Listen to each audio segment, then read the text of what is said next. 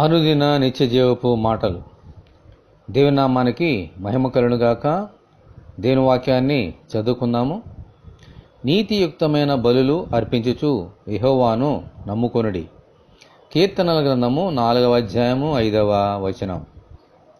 కయీను, హేబేలు ఇద్దరూ దేవునికి అర్పణలను అర్పించారు.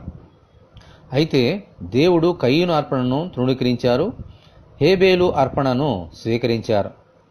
దానికి కారణము కయీను అర్పణలో విశ్వాసము లేదు, అందుకే అది నీతిగా ఎంచబడలేదు. హేబేలు దేవుని ప్రేమించి విశ్వాసముతో ఆయనకు అర్పణను అర్పించాడు. అది దేవునికి నీతిగా కనిపించింది. దేవునికి అర్పించే ప్రతి అర్పణను, బలిని, కానుకను విశ్వాసముతో సమర్పించాలి.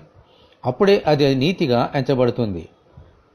ఆచారబద్ధముగాను, బలవంతముగాను, అయిష్టముగాను అర్పించే బలులు నీతియుక్తమైనవి కావు. మనమైతే దేవునికి బలులు అర్పించవలసిన అవసరం లేదు. మన ప్రభువే మన కొరకు బలిగా అర్పించబడ్డారు. దేవునికి స్తోత్రము కలుగునుగాక. హల్లెలూయా. దేవుని కొరకు మనము చేసే ప్రతి కార్యము, అది మాట చేతే గాని, తలంపు చేతే కాని చేసే ప్రతి కార్యము మన ప్రభువైన యేసుక్రీస్తునందు విశ్వాసముంచి చేసినప్పుడే అది నీతిగా ఎంచబడుతుంది.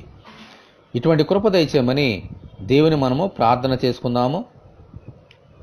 ప్రభువా, మా కొరకు మీ కుమారుని బలిగా అర్పించినందుకు మీకు వందనములు. యేసు నామమునందు విశ్వాసముంచి మేము చేసే ప్రతి కార్యమును అంగీకరించమని ప్రభువైన యేసుక్రీస్తు ద్వారా ప్రార్థన చేయుచున్నాము తండ్రి. ఆమేన్. ప్రభువైన యేసుక్రీస్తు కృప మనకందరికీ తోడే ఉండి నడిపించునుగాక. ఆమేన్. పరిశుద్ధ దేవుని మందిరం.